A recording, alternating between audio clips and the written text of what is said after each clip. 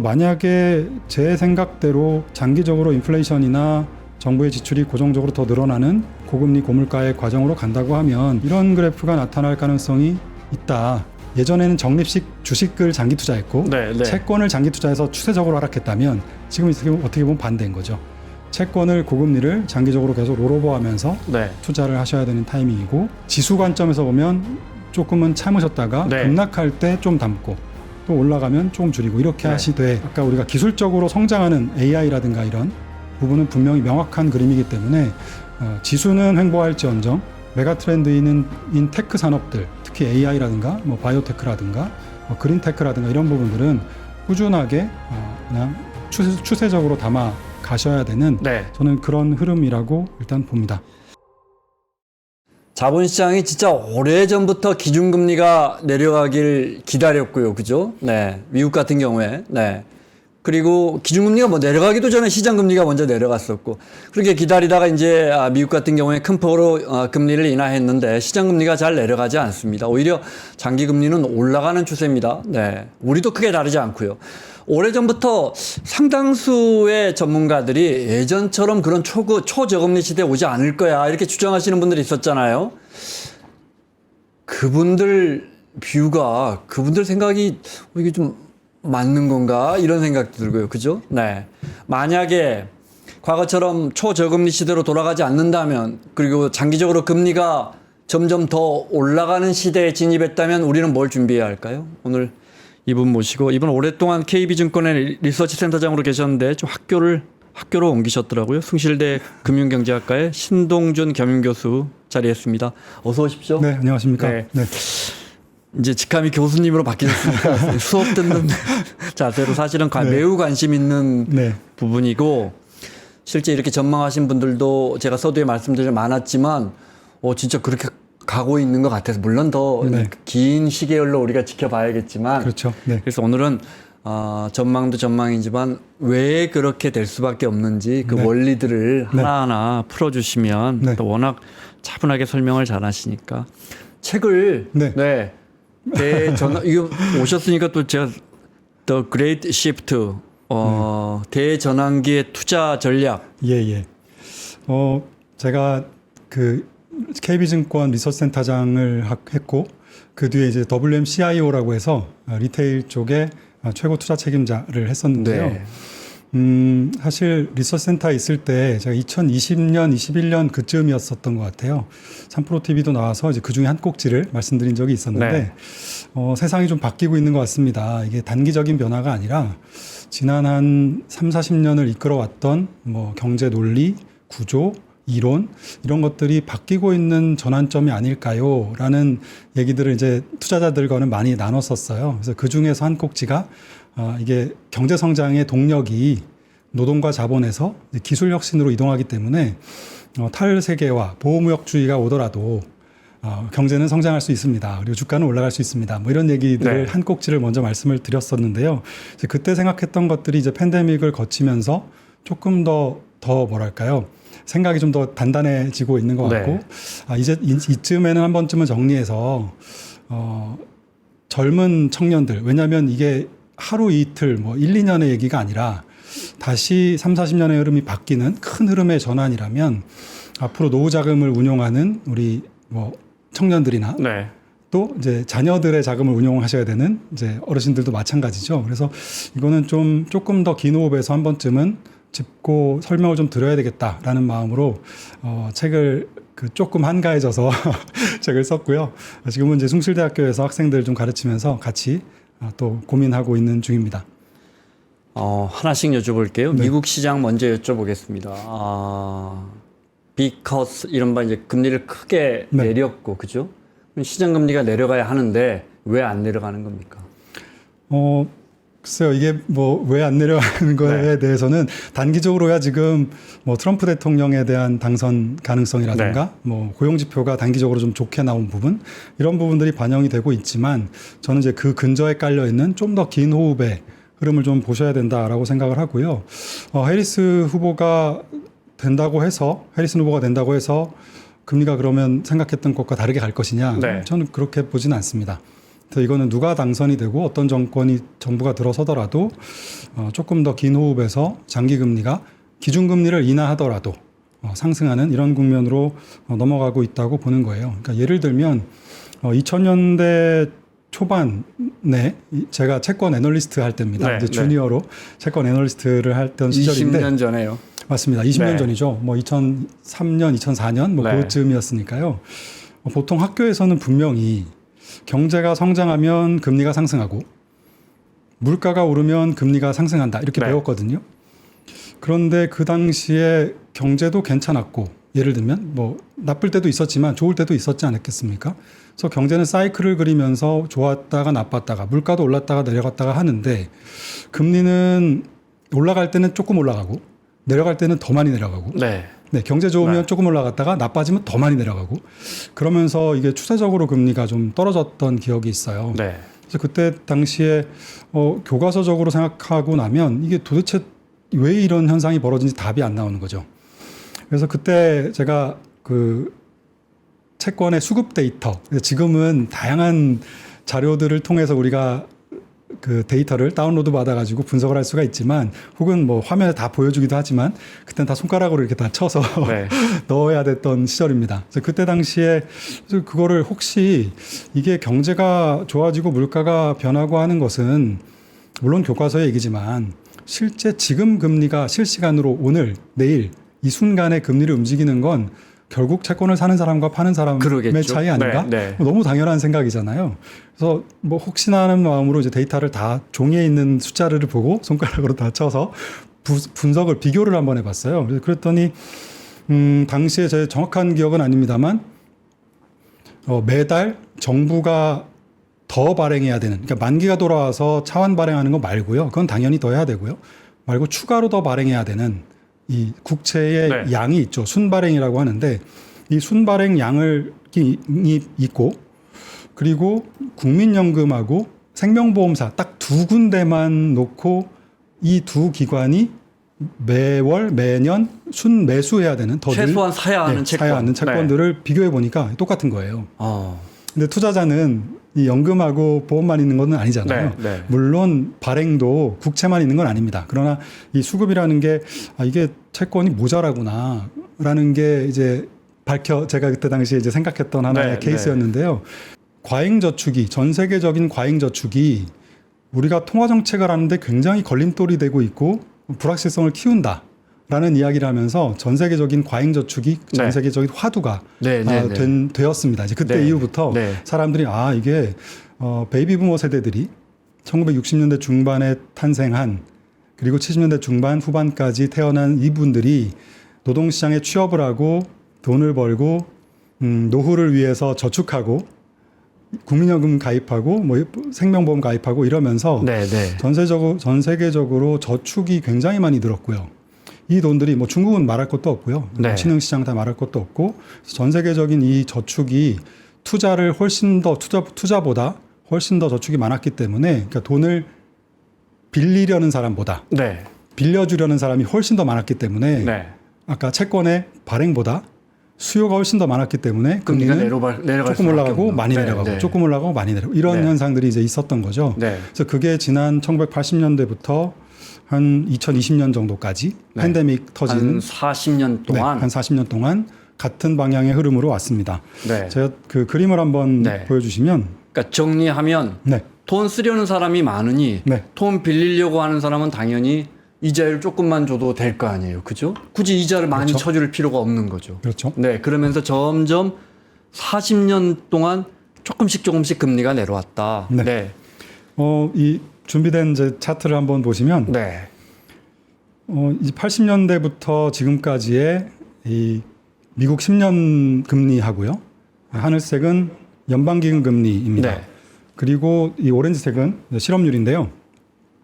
보시면 이 미국 10년물 금리와 이 연방기금 금리의 추이를 보시면 80년대 이후에 40년 동안 출렁출렁거리면서 계속 떨어졌거든요. 네. 경기는 사이클을 당연히 그렸습니다. 그래서 이 실업률의 사이클은 생각보다 추세적으로 내려간다는 느낌보다는 아주缓慢하게 저점들이 조금씩 낮아지긴 하지만 대체적으로는 사이클을 그리고 있는 흐름인데 이 금리만 계속 내려갔다는 거죠.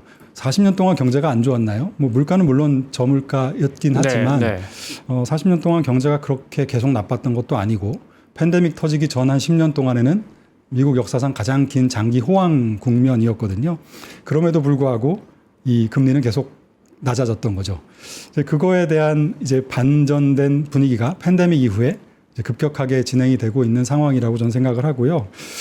그 상황이 지금 여전히 이제 밑 근저에 좀 깔려 있어서 최근에 아까 맨 처음 질문 주신 왜 금리는 쉽게 안 떨어지는 겁니까? 라는 질문에 대한 답이 될 수 있을 것 같아요.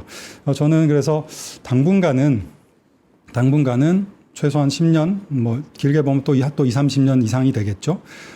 경제가 좋으면 금리가 많이 오르고 경제가 나쁘면 조금 떨어지고 또 좋으면 많이 올라가고 이런 흐름으로 지금 이미 바뀌고 있거나 이미 바뀌었거나 그렇다고 생각을 하고 있습니다.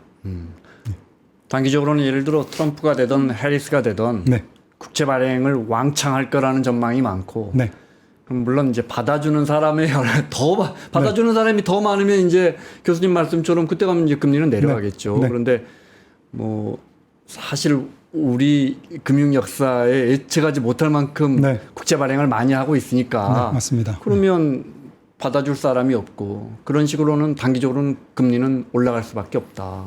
뭐 그렇죠. 그러니까 지금 수요와 공급이 자금의 수요와 공급, 돈을 쓰려는 사람과 빌려주려는 사람의 균형이 이제는 지난 40년하고 반대 방향으로 바뀌었고 그 과정에 공교롭게 이제 팬데믹이 끼면서 정부가 재정 적자를 뭐 사실 의도하지 않게 팬데믹을 극복해내는 과정에서 엄청나게 쌓였잖아요. 이제 이걸 줄일 수 없는 그런 국면으로 넘어간 것으로 이제 보여집니다. 오늘은 제가 그 얘기를 좀 많이 좀 드리려고요. 오늘 한번 제대로 배워보겠습니다. 첫 번째는 이제 재정 적자인데요. 아까 말씀드린 대로 경제가 나빠지면 보통은 자금 수요가 줄어듭니다. 돈 쓰려는 사람이 경제 나빠지면 당연히 사업을 하려는 사람들도 최근 우리나라도 자영업자들이 폐업도 많아지고 사업하는 사람이 줄면서 자금 수요가 줄고 돈을 빌리는 사람이 줄어들으니까 당연히 금리는 쓰려는 사람이 줄어드니까 내려가야 되거든요. 그런데 최근의 흐름은 민간 쪽에서 그렇게 자금이 줄어들긴 하지만 정부가 자금을 더 써야 되는 게 더 많아서 전체적으로 보면 민간의 문제가 아니라 정부의 자금 수요가 너무 커졌다라는 걸로 일단 보셔야 될 것 같아요. 다음 페이지 차트를 한번 좀 봐주시죠. 이게 왼쪽에 있는 그림이 미국의 재정 적자고요. 오른쪽이 정부 부채입니다. 막대 그래프로 그려놓은 것이요. 저 면 자체가 재정 적자가 커지고 있다 이 말씀이신 마이너스 쪽이니까 재정 적자가 이제 누적되고 있는 거죠. 그래서 라인으로 보면 올해 연말까지 미국의 재정 적자는 아마 올해 연말 기준으로는 2조 달러 그리고 GDP의 7% 정도를 예상하고 있는데요. 문제는 그 2021년 정도예요. 요쪽에 보시면 요 파란색으로 돼 있는 그림이 정부의 지출 중에서 이자를 갚는 데 쓰는 들어간 비중입니다. 정부 지출 중에서 이자를 갚는 데 들어간 비중. 순이자 지출이 순이자 지출이라고 하죠. 줄어든 때가 있다는 게 신기하네요. 여기 보면 금융위기 이후에 정부 부채는 엄청나게 늘었지만 이 이자 비용은 점점 오히려 줄거나 그리고 팬데믹 초기에도 2021년까지는 정부 지출이 엄청 늘었지만 부채가 이자율이 떨어지니까 맞습니다. 이 정부 이자 부담이 줄었어요. 그래서 2020년 10월인 거로 제가 기억하는데요. IMF에서 뭐라고 했냐면 지금은 팬데믹을 탈출하고 극복하는 게 가장 최우선 과제이기 때문에 지금은 조달금리가 낮으니 그러니까 낮은 금리로 자금을 빌릴 수 있으니까 정부가 여기서 얼마든지 빚을 내서 일단 팬데믹을 탈출하자. 빚을 더 내도 된다. 당분간 이자 부담은 없다. 이렇게 얘기를 했었어요. 근데 물론 그때 당시엔 그랬을 수 있지만 결국은 그게 지금 부메랑이 되고 있는 상황입니다. 지금 보시는 대로 이자 비용은 뭐 급증하고 있고 급증할 걸로 예상이 되고요. 이 예상은 미국의 의회 예산국이라고 하는 초당적인 그 정부 기관에서 발표하고 추정하는 그런 그림입니다. 왼쪽에 있는 차트를 보시면 또 하나 재밌는 것은 순이자 지출이에요. 아까 이 순이자 지출이 이렇게 비중이 늘고 있잖아요. 그런데 전체 미국의 재정 적자 중에서 이 기초 재정 수지라는 건 순이자 지출을 제외한 나머지 진짜 정부가 돈 쓰는 것. 이거 오렌지색으로 돼 있는 게 이자 비용을 갚는 데 쓰는 돈. 입니다. 보시면 이 오렌지색이 기하급수적으로 이미 증가하고 있죠. 올해도 이미 그러면 미국 정부가 네. 그냥 쓰는 돈보다 이자 갚는 돈이 더 많다. 올해 추정하기로는 거의 9천억 달러 정도 네. 순이자 지출이고 국방비보다 올해 드디어 많아졌습니다. 네. 네, 그래서 2034년에는 한 두 배 정도, 10년 뒤에는 한 2배 정도 커질 걸로 아까 의회 예산국이 예상을 하고 있고요. GDP에서 차지하는 비중이 GDP 대비 2.4%가 올해 작년 기준으로 2.4%의 이자 갚는 데 돈을 썼는데 네. 이게 10년 뒤에는 4%가 넘게 이자 갚는데 GDP의 4.1%나 이자를 갚는 데 쓰여진다는 얘기고요. 더 재밌는 것은, 이거 재미있지 않죠. 더 좀 심각한 것은 향후 10년 동안 2034년까지 앞으로 재정 적자의 60%가 이자를 갚는 데 쓰여지게 됩니다. 당연히 경제가 좋아진다는 전망을 어느 정도 깔고 있는 거고요. 경제가 나빠지면 당연히 발행을 더 늘려야 되겠죠. 그래서 제로금리 거의 1%대에 발행했던 채권들이 만기가 돌아오면서 이제 고금리로 차환이 됐고 그 이자 비용이 증가하면서 지금 네. 정부가 이자 비용이 급증하고 있는 그런 상황입니다. 근데 기초수지 같은 경우도 그러면 우리가 정부가 재정 지출을 줄이려면, 재정 적자를 줄이려면 저중에서 줄여야 되거든요. 기초수지를 줄이든지, 네. 이자 비용을 줄이든지. 그러니까요. 이자 비용을 줄일 수 있는 방법은 없습니다. 그러니까 돌아오는 이자를 갚아야 되니까요. 미국 정부 입장에서는 네, 이자 비용을 내야 되니까 국채를 더 발행할 것이고 맞습니다. 기본적으로 이자율을 낮춰야 되는데 국채를 계속 발행하면 발행할수록 이자율은 올라가니까 네, QE 완전히 때- 악순환 고리에 빠져들어 버려요. 그렇죠. QE 때처럼 뭐 돈을 더 찍어서 국채를 더 발행하더라도 네. 연준이 더 많이 사주면 네. 그래서 금리를 꾹 누르면 뭐 가능하겠지만 최근 뭐 일본의 사례에서도 봤지만 이게 과연 언제까지 유지될 수 있을 것인지 그러니까요. 뭐 네. 이런 이슈가 있고요. 그럼 재정 적자나 정부 부채는 더 커질 테니까 뭐 신용 등급의 이슈라든가 또 채권 시장에서 그럼 저거를 안전하다고 볼 것인가, 안전자산으로 미국 국채를 간주할 것인가, 뭐 다양한 이슈들이 있습니다. 어쨌든 그럼 줄일 수 있는 건 기초 수지에서 줄여야 합니다. 네. 근데 문제는 기초 수지도 이 고령화라든가 뭐 사회보장에 대한 네. 증가, 뭐 국방비 이런 것들이 대부분이거든요. 어느 선진국 재정에서 그게 줄었다는 말을 맞습니다. 들어본 적이 없습니다. 네, 그 부분은 좀 줄이기가 어렵죠. 게다가 선거를 치러야 하는 각국 정부들의 상황을 생각해 보면 네. 이 고령자들의 복지나 사회보장을 줄인다라는 것은 생각하기가 좀 쉽지 않죠. 그래서 우리나라의 국민연금 논의라든가 다양한 증세 논의라든가 이런 것들이 쉽지가 않은 것이 고령자들이 아무래도 선거권을 많이 투표권을 가지고 있고 네. 뭐 그렇다 보니까 해야 하지만 뭐 그럴 수 없는 뭐 그런 상황에 점점 더 놓여지고 있는 뭐 그런 상황이라고 네. 보여지고요. 여기까지는 잘 이해했습니다. 네. 네. 그래서 결과적으로는 경제가 뭐 한 꼭지 정리를 해드리면 경제가 나빠져서 민간의 자금 수요가 줄어들면 네. 금리가 내려가야 되는데 네. 정부의 자금 수요가 나빠지면 오히려 더 늘잖아요. 정부가 해야 될 일이 더 많아지니까. 그래서 지금은 정부의 자금 수요가 민간을 압도하기 때문에 장기 금리를 계속 밀어 올리는 상승 압력이 있는 그런 상황이고 시간이 흐를수록 이 압력은 더 강해진다라는 거죠. 거기서 하나만 더요. 네. 기업 섹션에서 보면 네. 기업들 입장에서는 경기가 안 좋아지면 투자하려면 이자율이 낮아져야 되는데 맞습니다. 자꾸 이자율이 더 높아지면 네. 그러면 기업들은 비실비실해질 거고 네. 그러면 정부의 역할은 더 커질 거 아니에요? 그렇죠. 기업들에게 마중물을 대줘야 되니까. 맞습니다. 네. 그렇게 되면 채권 발행이 더 늘어날 거고 맞습니다. 그럼 그 이론대로라면 계속해서 이자율은 더 높아지고 기업들이 돈을 융통할 수 있는 비용은 더 높아지고요. 네. 그러나 그렇게 되면 보통 경제가 나빠지면 네. 그 투자하기보다는 저축하려는 수요들이 많아져요. 네. 그래서 수요도 같이 많아집니다. 네. 그래서 정부가 아무리 발행을 늘려도 일반적인 지난 40년의 케이스는 정부가 아무리 발행을 늘려도 민간이 주식을 혹은 부동산에서 자금이 빠져서 국채를 사려고 하는 자금이 훨씬 더 많이 늘어나기 때문에 네. 금리가 결국은 낮아집니다. 네. 그러니까 민간의 자금 수요인 거죠, 이거는. 네, 네, 네. 근데 이게 지금은 민간의 자금 수요가 그렇게 강하지 않고 네. 정부가 훨씬 더 크다. 그리고 제가 지금 말씀드린 부분은 악순환에 들어갔다고 할 수는 없는 거군요. 시장에서 어느 정도 조정은 되겠네요. 어느 정도는 조정이 되겠지만 큰 흐름으로는 저는 악순환이 들어갔다고 봅니다. 네. 네. 알겠습니다. 다음 설명 이어가겠습니다. 네. 네. 그러면 이제 수요 쪽의 문제죠. 말씀하신. 누군가 그러면 사주면 되는 거잖아요. 받아주는 사람이 있으면 되는데, 미국 국채의 사례를 봤을 때 가장 최대 수요자는 아무래도 연준하고 외국인입니다. 네. 그런데 이 그림 왼쪽에 있는 그림 보시면 이건 비중이에요. 미국 국채를 들고 있는 외국인과 연준의 비중인데요. 네. 보시면 한 2016년, 18년 요 사이를 기점으로 외국인들의 투자 비중이 쫙 줄고 있죠. 뭐 중국 탓이 크겠죠. 네.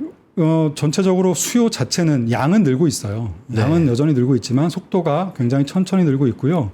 지난 한 4년 동안 미국 정부의 국채 발행 잔액이 4년 만에 한 60% 정도 늘었거든요. 전체에서. 네, 국채 발행이 잔액이 60%가 늘었습니다. 그런데 외국인들의 국채 투자도 많이 늘었지만 이제 그 속도를 못 따라가고 있다 보니까 이 비중이 낮아지는 거죠. 여전히 네. 미 국채를 그러니까 외국인들이 갖고 있는 미 국채의 양은 여전히 늘어나고 있지만 맞습니다. 워낙 많이 발행하다 보니 네. 그 비중은 줄어들고 있죠. 있다. 네. 말씀하신 아마 중국과 오펙처럼 이제 원유 생산국이 큰 것 같아요. 네. 지난 40년은 미국이 소비하고 경상수지 적자, 재정수지 적자 내는 동안에 중국에서 그 경상수지 흑자난 돈으로 미국 국채를 사주고 오펙, 사우디 같은 이제 오펙 국가들이 원유를 수출한 돈으로 네. 미국 국채를 사주고 네. 그럼 미국은 다시 그 적자지만 다시 상품을 사서 네. 소비를 통해서 얘들의 그 원유라든가 상품을 사주고 그렇게 해서 이제 이런 달러 패권도 유지가 되고요. 네. 세계화라는 것이 굴러왔지 않습니까? 네. 그런데 지금은 원유를 이미 미국은 수출국으로 바뀌었고 중국하고는 지금 패권 전쟁을 하고 있어서 뭐 수입을 점점 줄이려고 하는 움직임이 여전히 있기 때문에 당연히 외국인들의 국채 투자 비중이 자연스럽게 좀 줄어드는 이런 흐름으로 봐야 될 것 같고요. 한 10년 전에 비해서 벌써 한 20%포인트 이상 줄었죠. 50%에서 한 20으로 줄었고, 연준이 양적 완화라는 과정에서 많이 늘렸다가 최근에 이제 양적 긴축을 통해서 점점 줄어들고 있는 상황입니다. 굉장히 빠른 속도죠. 왜냐하면 발행이 더 빨리 늘어나니까 이런 현상이 나타나는 거예요. 지금까지는 누가 받아줬냐면 오른쪽에 차트 보시는 대로 이 개인으로 추정되는 기타에서 국채를 어마어마하게 샀습니다. 2022년부터. 우리나라랑 굉장히 유사한 흐름입니다. 우리나라도 2022년 하반기부터 개인 투자자들의 국채 수요가 엄청나게 늘었거든요. 지난 10년 대비해서 채권 시장 전체로 보면 한 13%, 13배, 14배 늘었고요. 국채만 보면 거의 90배 이상 늘었어요. 평균 한 100억 정도 개인 투자자들이 국채를 사시던 개인 투자자들이 최근 2022년 하반기 이후에 거의 1조 이상씩 사시고 있기 때문에. 그런데 비중은 얼마 안 될 것 같았거든요.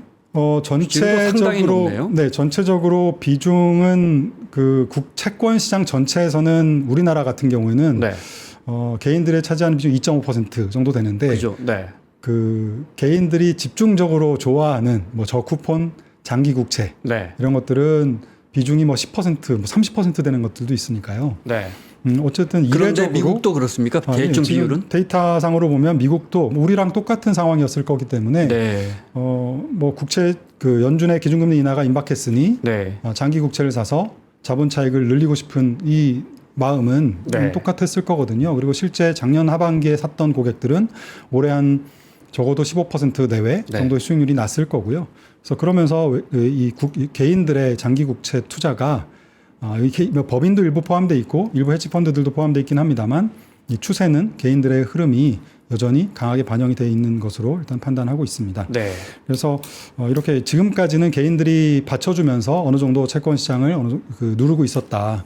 기준금리 인하에 대한 기대가 워낙 강했기 때문에 이 수요가 유지되고 있었는데 이제 기준금리를 인하를 이제 뭐 몇 번 더 했는데도 장기금리가 쉽게 안 내려간다라고 하고 오히려 발행에 대한 이제 제가 지금 오늘 드리는 이런 얘기들이 좀 더 수면 위로 떠오르고 하다 보면 개인 투자들의 속성상 한 방향으로 몰려갈 가능성이 있죠.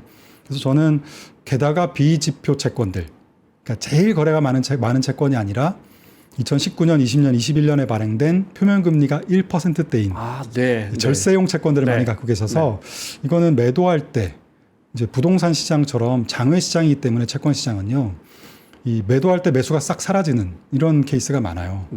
매수하기도 쉽지 않으셨지만 그래서 그 출구 전략에 한 번쯤은 문제가 생길 가능성이 상당히 높아서 네. 이거는 비지표 저쿠폰 장기채를 투자한 우리나라 채권 투자자들 혹은 미국 국채를 초장기채를 투자한 투자자들이 한 번쯤은 겪어야 할 리스크라고 저는 생각을 합니다. 그래서 이 부분은 조금 더 남들보다는 조금 빨리 빠져나오셔야 할 것 같고 뭐 이건 사실 결론에 드렸어야 하는 얘기인데요.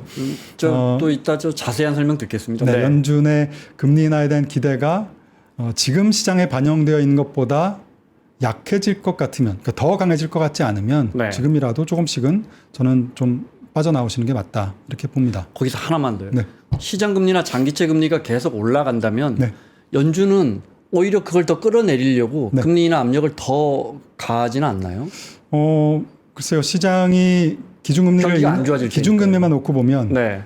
경제가 만약에 침체에 정말 빠진다면 내려가겠죠. 말씀하신 대로 내려갈 텐데 지금 그런 상황을 생각하기는 좀 어렵지 않을까라고 저는 생각하고요. 네. 기준금리를 지금처럼 뭐 보험성 인하든 이런 측면에서 미리 선제적으로 낮출 경우에는 지금 경제가 인플레이션이든 경제 성장률이든 잠재 성장률이나 장기적인 연준의 목표치인 2%, 실질 성장률, 잠재 성장률 2%. 네. 이것보다 향후 한 내년, 내후년까지 봤을 때 어떤 이코노미스트도 이거보다 낮게 보시는 분들이 별로 없으세요.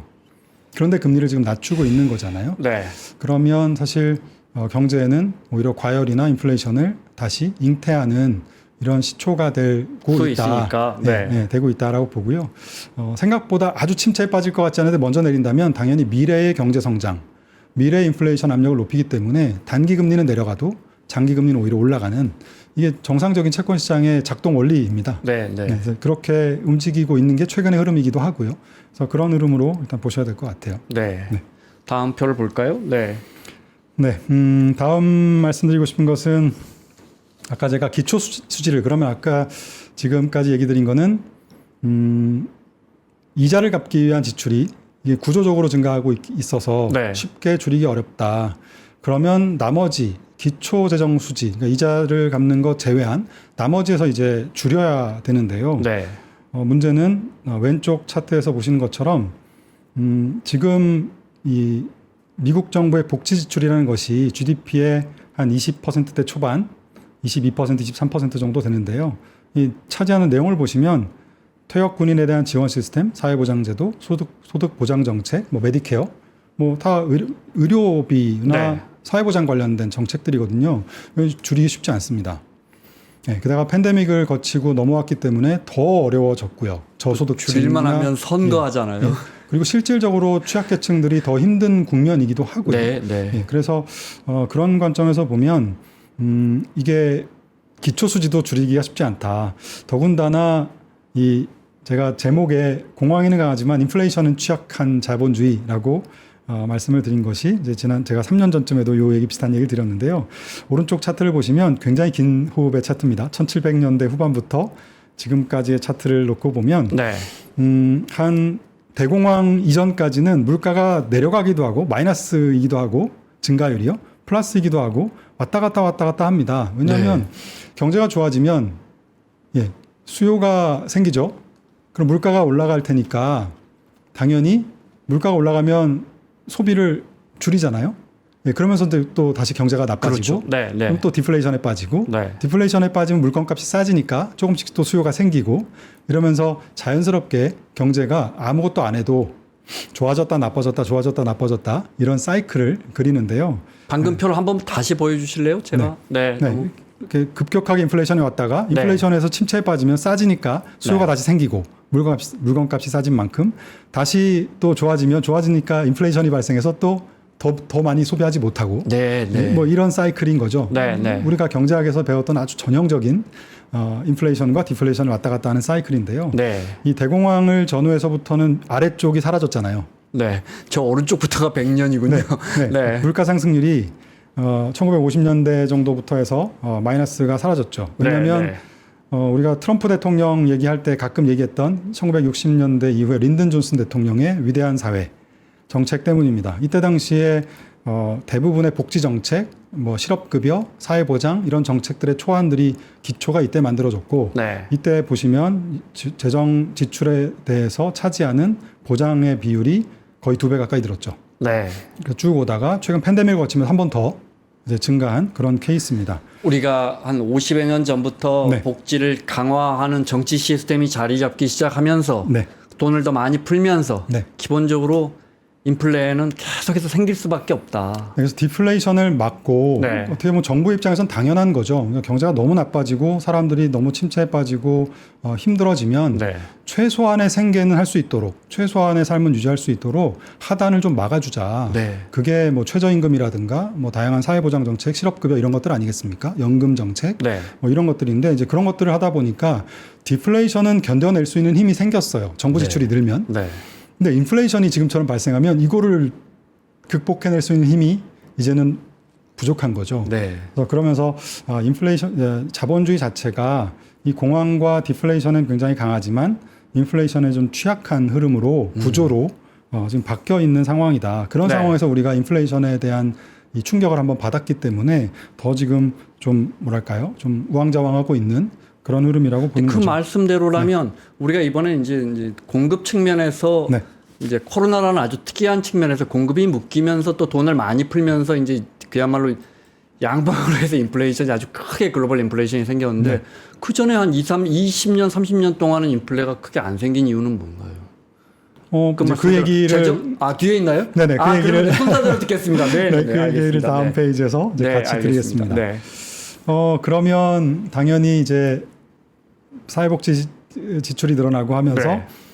디플레이션을 막아주고 인플레이션 취약하니까 인플레이션에서도 대해서도 구조적인 인플레이션에 대한 압력이 조금은 과거보다는 네. 쌓여 있는 상태인데요. 또 하나의 이 구조적인 변화는 인구 구조 변화입니다. 네. 고령화나 인구 구조 변화가 사실 지난 40년 동안에는 저금리의 저물가의 논리였어요. 생산 가능 인구가 늘어나고 사람들이 일을 많이 하고 저축을 많이 하니까 아까 말씀드린 대로 과잉 저축이 생겨서 네. 더 금리가 낮아지고 인플레이션도 낮아지고 뭐 이런 것들이죠. 네, 네. 고령화니까 저성장으로 넘어가고 뭐 이런 이슈였는데요. 지금은 이 왼쪽 차트를 보시면 부양 비율이라는 이제 데이터인데요. 부양 비율이라는 게 뭐냐면 생산 가능 인구가 15세에서 64세 의 인구가 생산 가능 인구입니다. 이제 이들이 어린 아이들 15세 미만, 14세 미만이죠. 네, 15세에서 65세니까요. 64세니까요. 14세 미만의 유소년층 그리고 65세 이상의 고령층 네. 이 두 인구를 부양해야 되는 비율이에요. 딱 우리나라 이야기네요. 뭐 네. 전 세계적인 이야기입니다. 선진국은 계속해서 선진국은 어느 정도 좀 완만하게 증가하다가 네. 한 2015년 정도를 기점으로 해서 좀 빠른 속도로 부양 비율이 증가하기 시작했고요. 네. 이 얘기는 뭐냐면 우리는 아마 훨씬 저거보다 가파를 겁니다. 네. 지금 베이비 부모 세대들 아까 60년대 중반에서 70년대 중후반까지의 이 태어났던 분들이 아까는 노동시장에 들어오고 연금 가입하고 저축하고 펀드 가입하고 하면서 전체적으로 저축이 늘었는데 네. 그 시장에서 보면 투자나 채권 투자가 늘었는데 이분들이 이제 은퇴하기 시작했습니다. 은퇴하면 이분들은 그동안의 저축을 헐어서 소비를 해야죠. 일을 하시던 분들이 생산을 그만하고 또 소비해야죠. 네. 네, 그런 과정에서 부양 비율도 당연히 이제 증가하고 있는 상태이기 때문에 그동안 저축을 쌓던 세대들이 저축을 헐어서 이제 소비하는 세대로 바뀌고 있다. 네, 당연히 인플레이션 요인이죠. 네. 생산을 중단하고 소비하는 방향으로 바뀌고 있다. 인플레이션 요인이죠. 게다가 이분들이 이제 우리가 더 오래 살게 됐잖아요. 그래서 뭐 치매라든가 이렇게 간병을 장기적으로 해야 되는 이 아픈 분들이 어르신들이 많아질수록 정부의 의료비 지출은 네. 더 많이 늘겠죠. 네, 그래서 이런 부분들이 부양 비율과 아까 국채 발행 이런 부분들까지 같이 움직이게 되고 있고요. 그동안은 그러나 이 신흥시장들 특히 중국으로 상징하는 신흥시장의 생산 가능 인구 젊은 층들이 워낙 많이 태어났기 때문에 이 부분이 훨씬 더 압도해서 네. 전체적으로는 그 부양 비율이 큰 부담이 없었습니다. 그런데 최근 보시면 신흥국에서도 드디어 부양 비율의 하락이 멈추기 시작했고요. 신흥시장의 대표 선수인 중국의 경우에 이 빨간색 생산 가능 인구가 이미 2010년 전후로 감소하고 있죠. 네. 우리나라도 당연히 감소하고 있고요. 뭐 일본은 뭐 말할 것도 없고요. 전 세계 주요한 나라들이 주요 나라들의 생산 가능인구가 이미 줄고 있다는 얘기는 부양 비율은 아까 말씀하신 대로 더 빠른 속도로 늘고 있어서 이제는 인구 구조 변화라든가 고령화도 네.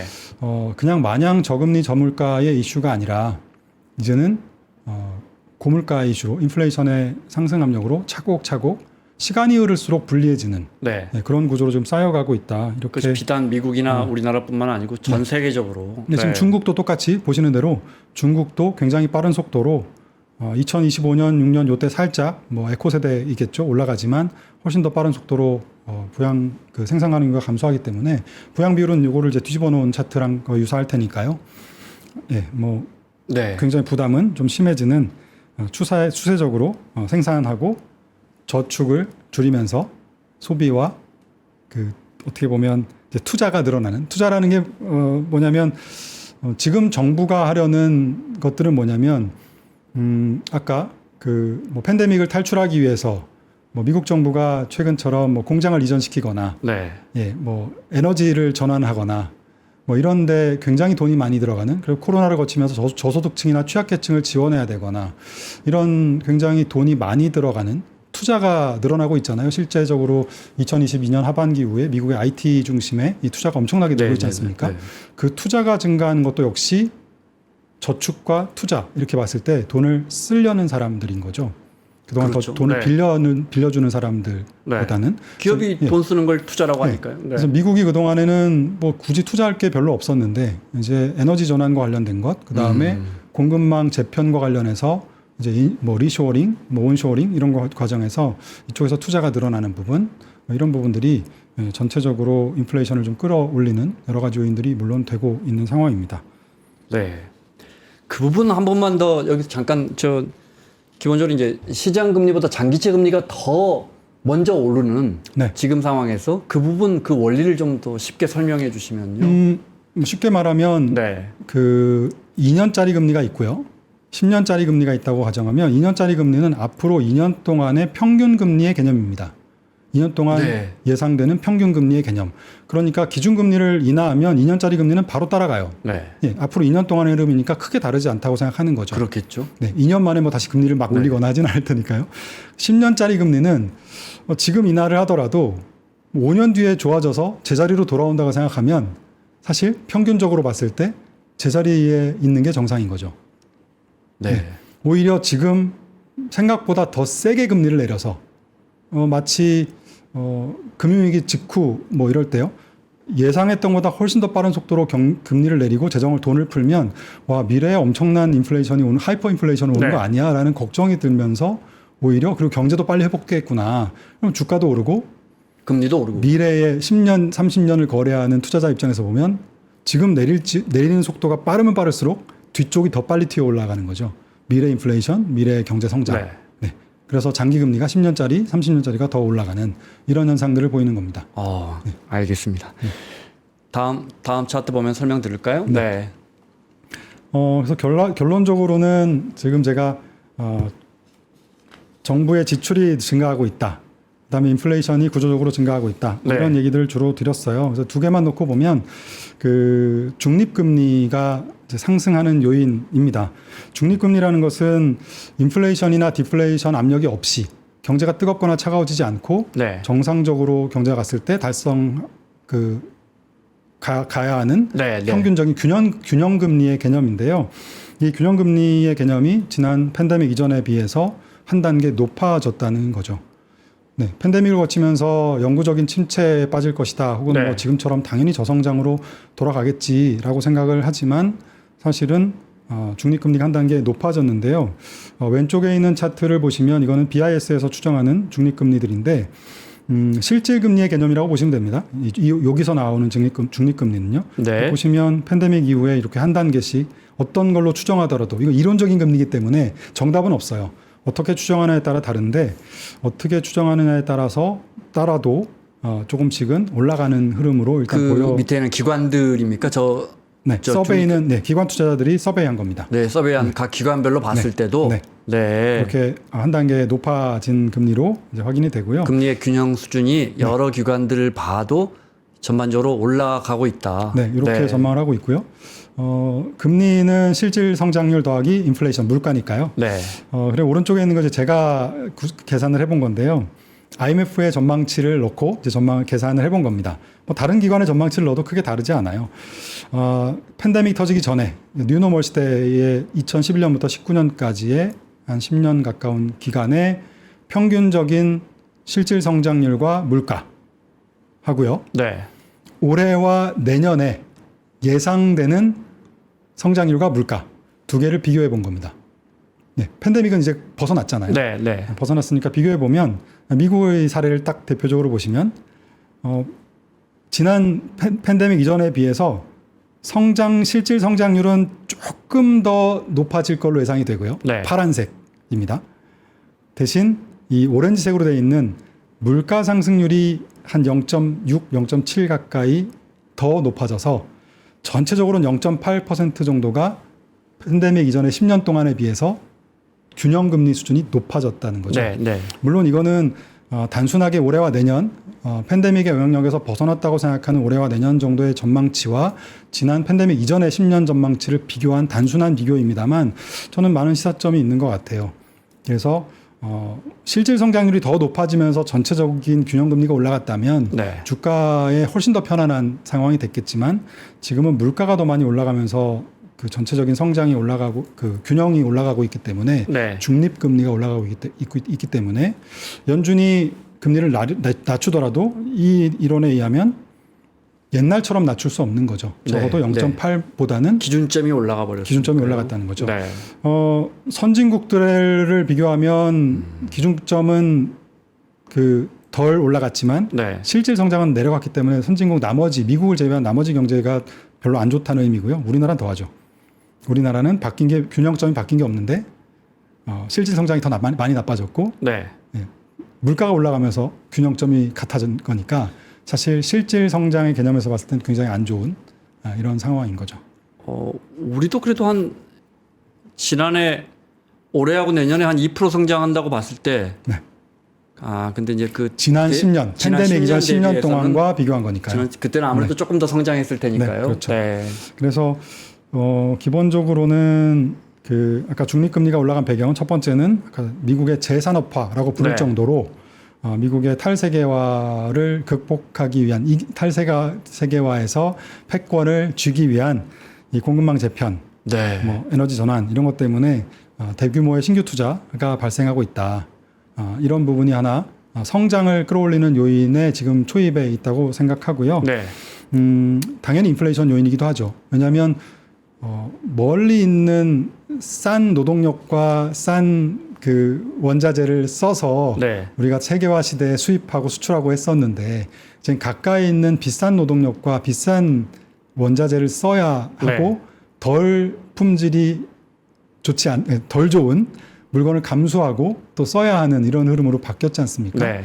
공장도 멀쩡히 있는 공장 놔두고 미국에다 지어야 되거나 우리는 이미 일본하고의 그 분쟁 때 한번 겪었죠.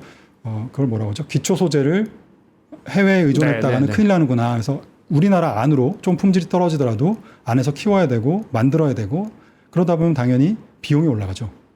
네, 비용이 올라가기 때문에 그러니까 이런 어떤 지정학적으로 또 이런 공급망 재편이라는 흐름 자체도 또 그것도 실질 성장을 비용을 올릴 수밖에 없고 단기적으로는 비용을 올리는 요인이고요. 네. 길게 보면 이제 실질 성장도 올리는 요인이라고 봅니다. 그러겠죠. 왜냐하면 투자가 증가하는 요인이니까요. 네. 그래서 그 두 개가 있고요. 그 하나가 있고요. 네. 두 번째는 중립금리가 올라간 요인은 사실 오늘 이 얘기는 거의 안 드렸어요. 그 기술 혁신에 의해서 네. 생산성이 올라갈 것이다. 그런데 이거는 사실 당장은 나타나기보다는 조금 한 호흡 후에 나타날 흐름이거든요. 네. 저는 나타날 거라고 봅니다. 그러니까 왜냐하면 인공지능과 관련된 비용이 굉장히 많이 낮아졌기 때문에 우리가 기술적 특이점이라고 하죠. 사람들이 기술 혁신에 의해서 사람들이 생활이 변화할 정도로 이제 돌이킬 수 없을 정도로 변화가 급격하게 이제 일어나서 네. 되돌릴 수 없는 상황 그런 상황으로 이미 AI는 자리 잡기 시작한 것 같고요. 특히 예를 들면 어느 산업에 더 많이 적용될 수 있을까?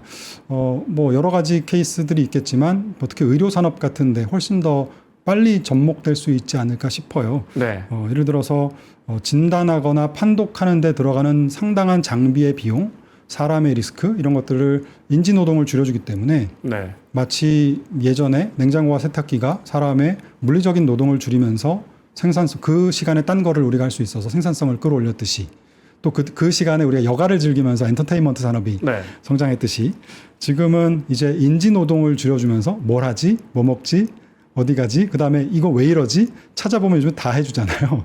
그 시간을 줄여주면서 다른 생산성을 높여주는 부분. 그다음에 의사분들이 결국은 판독하고 진단하시겠지만 그 수고를 그 이전 수고를 비용을 싸게 하면서 속도를 빨리 해서 덜어줄 수 있잖아요. 뭐 그런 부분들이 뭐 신약을 개발한다거나 네. 암 진단을 더 속도와 정확도를 높여준다거나 결국은 사람이 판단은 해야 되겠지만 그런 의미에서 다양한 분야의 AI가 활용되기 시작하는 단계로 이미 저는 들어갔다고 보기 때문에요. 제가 뭐 AI 전문가는 아니지만 네네. 제 생활 속에서도 뭐 그런 케이스들이 많이 있으니까 그런 의미에서 AI의 비용이 싸진 것은 대중화에 지금 초입에 있기 때문에 네. 향후에 저는 엄청난 생산성의 향상이 있지 않을까 기대하고 있고요. 미국에서 제가 그런 뉴스를 본 적 있어요. 미국 의료 산업의 역사를 봤을 때 항생제 이후에 가장 급진적인 변화다. 네. 항생제 네. 개발 이후에 가장 급진적인 변화다. 근데 이제 기술 혁신으로 지금 말씀하신 것처럼 생산성이 매우 높아질 건 명약 관화인데 네. 그게 이제 비용이나 투자를 높일지 줄일지는 단기적으로는 비용을 높이겠죠. 단기적으로는 네. 비용을 지금 AI를 개발하는 업체들, 대형 기업들의 비용을 늘리겠지만 네. 비용이 증가한 뒤에는 그 다음 스텝에서는 싸진 비용으로 예를 들면 네. 지금 그럼 인플레 전기차 압력은 낮아지는 거 아닙니까? 당연히 그렇죠. 네, 그래서 네. 지금은 단기적으로 인플레 압력이 높아졌지만 네. 요 AI 관련된 비용과 관련돼서는 다시 비용은 좀 그러니까요. 낮아질 수 있다고 봅니다. 네. 근데 아까 제가 뭐 고령화에 의한 부양 비율이 증가하는 거라든가 아까 정부의 이자 지출이 증가하는 네. 거라든가 이런 부분들은 피할 수 없는 압력이니까요. 네. 당연히 아까 생산성과 관련된 비용은 당연히 인플레이션 압력을 또 낮춰주는 단기적으로는 네. 높이겠지만 반대 요소군요. 네, 나중에는 좀 낮춰주는 그런 요인이 될 것 같아요. 네. 그래서 1차 산업혁명 때의 가스, 네. 석탄이죠, 석탄. 그리고 2차 산업혁명 때의 전기, 그리고 전기와 가스. 네. 지금 저는 이제 3차 산업혁명의 연장선이라고 보는데요. 지금 재생에너지 이런 부분들이 네. 더 싸지면 지금 우리나라 투자자들이 관심 있는 배터리 관련된 이 전기차 관련된 다양한 원자재도 수요가 엄청나게 늘어나고 있지만 그것보다 공급이 더 많이 늘어서 가격이 싸지고 있잖아요. 네. 네, 그런 네. 거죠. 그래서 가격이 싸지면 훨씬 더 많은 이제 사람들이 사용할 수 있고 그러면서 저변이 넓어지고 그러면서 생산성이 올라가는 네. 그런 흐름에 우리가 뭐 네. 80인치 TV만 봐도 네, 기본적으로 지난 10년, 20년 동안 디스플레이가 엄청 저렴해졌고 네. 기본 우리가 쓰는 비용은 맞습니다. 낮아졌으니까 맞습니다. 지금 우리가 이야기하는 맥락에서 보면 네. 인플레를 뭐 약화시키는 요인 중에 하나다. 네. 기술 혁신과 네. 생산성 향상은 네. 그래서 제가 아까 정부의 이자 갚는 돈 네, 들어가는 네. 것, 그 다음에 인구 구조 이 부분은 명백한 인플레이션 요인으로 말씀을 드린 거고요. 그러나 또 하나의 요인은 생산성이 향상되면서 경제가 성장하는 요인이 있기 때문에 이 부분은 인플레이션을 좀 또 낮추는 요인도 일부 있죠. 그래서 저는 과거의 저성장, 저물가, 네. 저금리 이 부분이 고성장, 고물가, 고금리로 바뀌어가는 초입인데 지금은 고성장보다 앞에 고금리, 고물가가 먼저 나타나니까 좀 힘든 국면이라고 생각을 해야 되는 거겠죠. 네. 네. 우리와 크게는 같겠지만 네. 우리와 미국의 국채 발행과 네. 그에 따른 장기채 금리 상승을 네. 좀 비교해 보면 네. 같은 점 다른 점은 어떤 게 있을까요? 거의 비슷하다고 봐야 되겠죠. 비슷하다고 봐요. 네. 네. 국채 금리의 흐름 거의 둘 다 안 자체는 좋다고 봐야 되는 거네요. 이게 한 나라에서만 일어나는 일이 아니라요. 네. 아까 말씀드린 지난 40년의 흐름도 그랬고요. 네. 전 세계가 다 과잉 저축이었던 것처럼 네. 지금은 오히려 전 세계가 다 자금에 투자를 하거나 오히려 돈을 더 쓰죠. 쓰려는 사람들이 나라든 수요가 훨씬 더 많아졌다는 게 개인이든요. 그래서 자금의 네. 이동은 또 조금 다른 규제라든가 여러 가지 측면들이 있긴 하겠지만 결론적으로는 큰 흐름상에서는 정도의 네. 차이지 같은 흐름이라고 근데 봅니다. 우리도 이제 GDP 대비해서 국가 부채 비율은 네. 속도는 빠르지만 사실은 선진국에 비하면 뭐 2분의 1, 3분의 1 수준이라 일본에 비하면 4분의 1 수준이라 네. 일본처럼 저 재정의 몇 %가 일본도 국채 갚는데 들어가잖아요. 맞습니다. 네. 근데 우리는 그 정도는 아니라서 그것 때문에 막 이렇게 악순환에 얽매일 것 같지는 않은데 딱 먼저 드는 생각이 재정은 다른 데보다 훨씬 더 들어가야 되잖아요. 우리는 더 빨리 늙고 있으니까. 뭐 그런 부분도 있고요. 네. 또 하나는 우리는 그 기축통화군에 들어가지 않으니까요. 원화는 달러, 유로, 엔 정도는 네. 그 기축통화국이고 서로 언제든지 시장에서 우리 예, 채권이 자금 별로 시장에서 인기가 없으니까요. 교환이 되겠지만 네. 아니 우리나라 국채 자체는 인기가 있습니다. 네네네. 국채는 인기가 있는데 원화라는 이 지위가 유동성이 비중 자체가 네, 맞습니다. 유동성이라든가 기축통화의 지위에서는 아직은 조금 거리가 있으니까요. 네. 네. 말 나온 김에 세계 국채지수 이야기도 하나만 여쭤볼까요? 네네네. 우리 언론들은 긍정적으로 보고 있거든요. 네네. 그래도 좀 좋은 매대에 올라갔으니까 네. 큰 손들이 많이 우리 국채 좀 사주지 않겠냐. 네. 뭐 내년 11월 네. 어떻게 보세요, 그거는? 저도 굉장히 요거는 이제 단기적인 거지만. 네, 긍정적인 사건이라고 보고요. 굉장히 의미 있는 변화라고 생각합니다. 네. 그래서 중장기적으로는 저는 단기적인 흐름도 그렇지만 네. 중장기적인 흐름으로도 굉장히 좋은 긍정적으로 평가하고 싶고요. 외국인들이 한국 국채 수요를 늘려주는 부분이 특히 내년에 발행이 한 80조 가까이 늘어나는데 전체 한 200조 넘게 하죠, 네, 우리가. 네. 근데 들어오는 자금도 한 그 정도 들어오는 걸로 추정을 하고 있어서 네. 내년 한 해 정도는 급한 불은 일단 끌 수 있을 것이다. 네. 그래서 한국 국채 시장에서는 의외로 그런 부분들은 좀 긍정적으로 해석을 해야 될 것 같고요. 조금 더 나아가서는 오히려 국채 자체의 긍정적인 면보다는 외환 시장의 여러 가지 구조적인 개선 변화를 했잖아요. 달러가 들어오니까. 네. 뭐 새벽 2시까지 거래한다거나 네, 네. 아니면 우리 국내 계좌가 없어도 시스템 우리가 바꾼 거예요. 거래해주게 네. 하거나 그러니까 외국인들이 한국의 원화를 거래하는 걸 조금 더 편안하게 해줬기 때문에 오히려 그걸로 인해서 외화 유동성이 우리나라 시장에 달러 유동성이 공급이 되면 네. 우리나라 시장에 있었던 그 만성적인 조금만 어려우면 달러가 부족한 네. 이런 현상들을 좀 완화할 수 있는 그 부분이 좀 더 긍정적인 효과가 있을 수 있을 것 같아요. 네. 그럼 주식도 훨씬 더 용이하게 매매할 수 있을 거거든요. 네. 네. 알겠습니다. 제가 지금 마음이 급합니다. 10분도 안 남았는데 우리가 지금 이제 장기적으로 왜 우리가 기대했던 것만큼 금리가 떨어지지 않고 앞으로는 다시 금리가 오름세로 가는 그런 거대한 대전환 내 초입에 있다는 이야기를 지금까지 그 원리를 설명해 주셨는데 중요한 건 이제 그럼 우리가 뭘 바뀌어야 되는지 우리 투자 전략은 어떻게 바뀌어야 되는지 이런 부분 들어야 되는데 지금 시간이 별로 없어서 그쪽으로 넘어가도 될까요? 제가 10분 동안 그냥 빨리 정리해서 말씀드리겠습니다.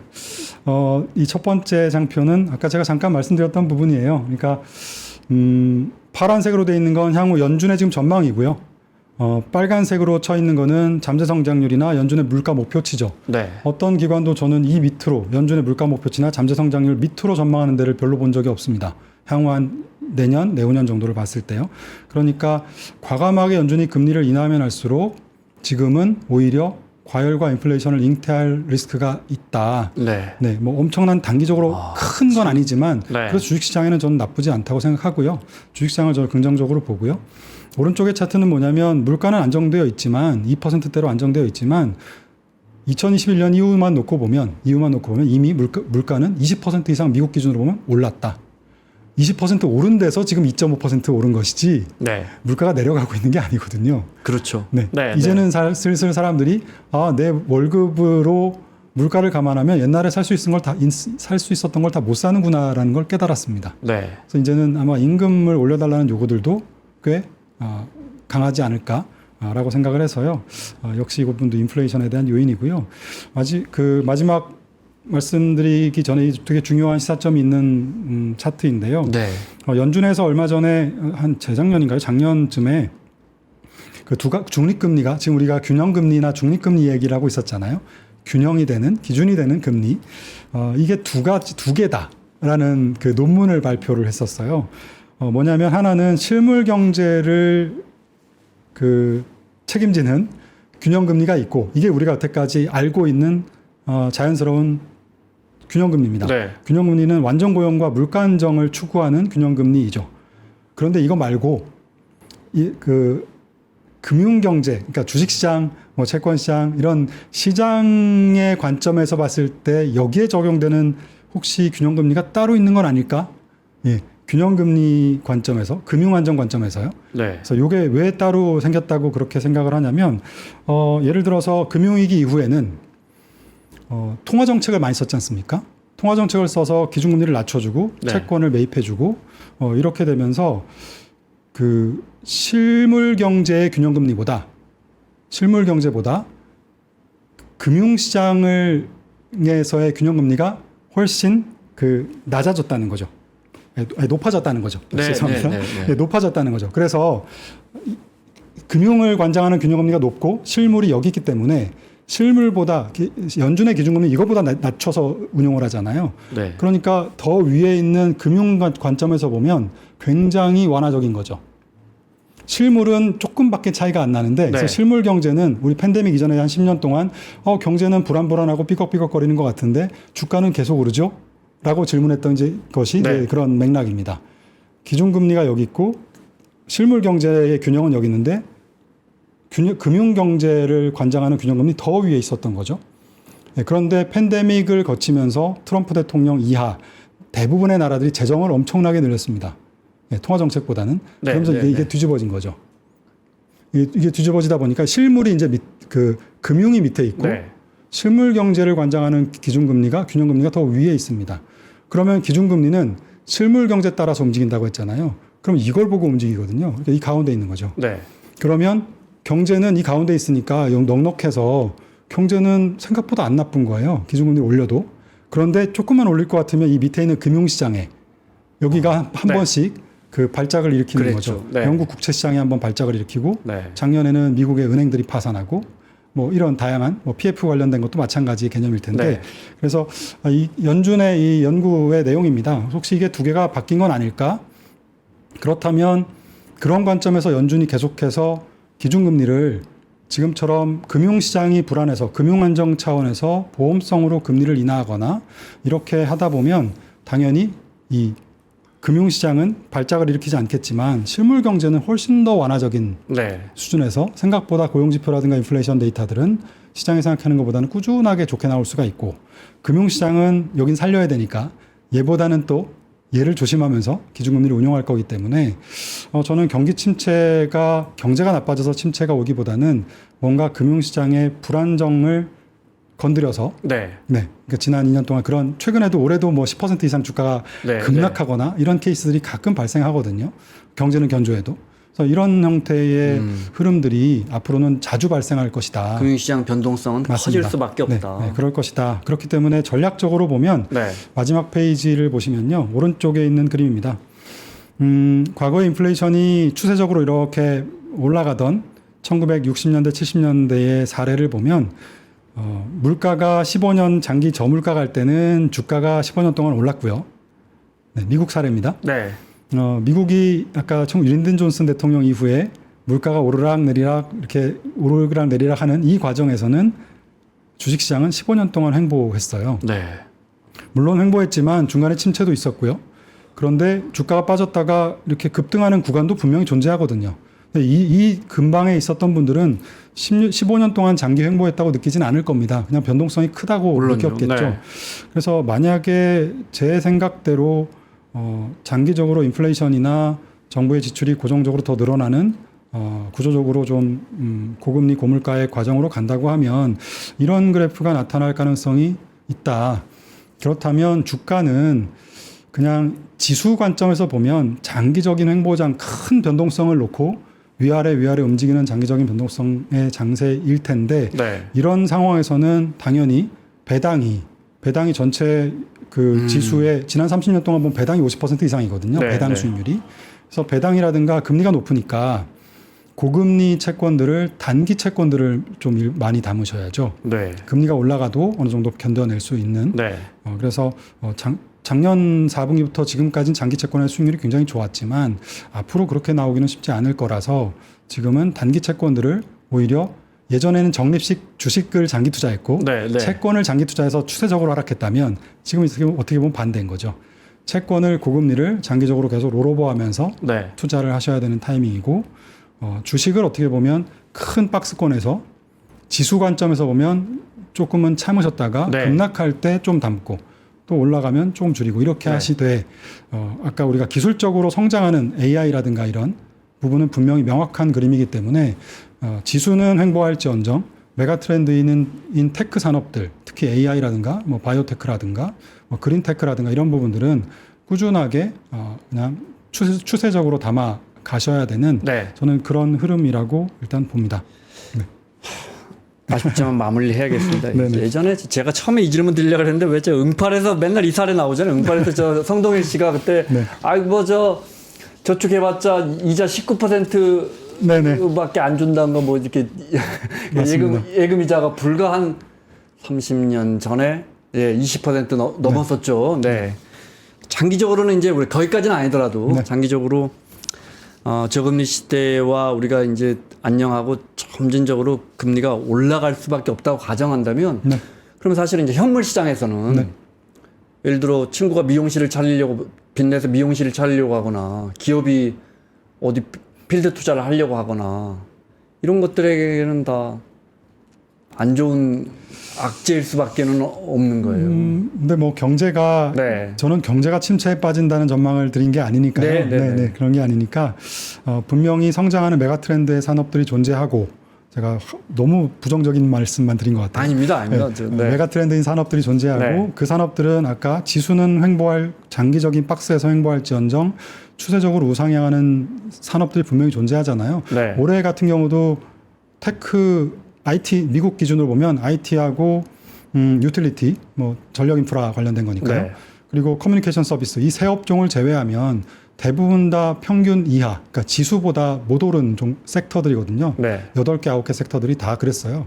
그러니까 추세적으로 올라가는 섹터들에 조금 더 지금은 집중하셔도 되는데 조금은 시간을 두고 가면서 그 아까 말씀드렸던 지수 관점에서의 투자 이런 것들은 1, 2년의 얘기가 아니라 좀 더 긴 호흡의 얘기니까 장기 자금을 운용하실 때 혹은 자녀들의 자금을 운용하실 때는 좀 참고하셔서 하시면 좋겠다는 말씀에서 오늘 이런 얘기를 드렸습니다. 자, 네. 마무리하겠습니다. 지금까지 숭실대 신동준 교수와 함께했습니다. 오늘 말씀 고맙습니다. 네, 고맙습니다. 무려 6천 명이 넘는 어른들이 모여 세상의 변화를 읽으며 기회를 모색했던 그곳 위즈덤 칼리지가 교보문고와 함께 돌아왔습니다. 70여 시간의 커리큘럼, 대한민국 최고의 전문가 16명이 함께합니다.